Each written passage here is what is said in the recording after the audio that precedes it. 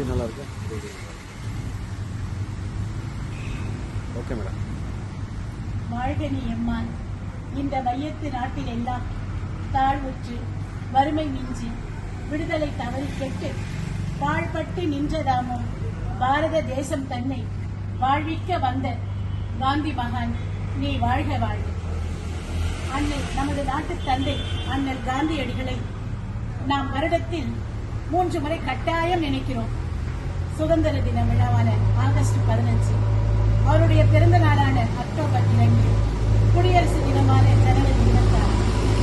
ஆனால் அவரை ஒவ்வொரு நாளும் ஒவ்வொரு மணித்துளியும் நினைக்க வேண்டும் என்றுதான் நமது நாணயத்திலும் நமது ரூபாய் நோட்டில் கூட நாம் காந்தியடிகளின் உருவத்தை பொறித்து மக்களிடையே பரப்புகிறோம். ஆனால் பணத்தை எண்ணுகிறோமே தவிர காந்தியை எண்ண தவறிவிடுகிறோம்.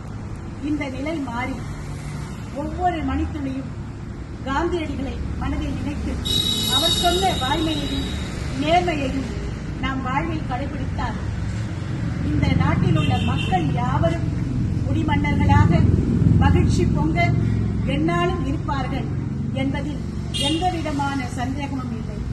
காந்தியை தினமும் நினைப்போம், ஒவ்வொரு நொடியும் நினைப்போம்.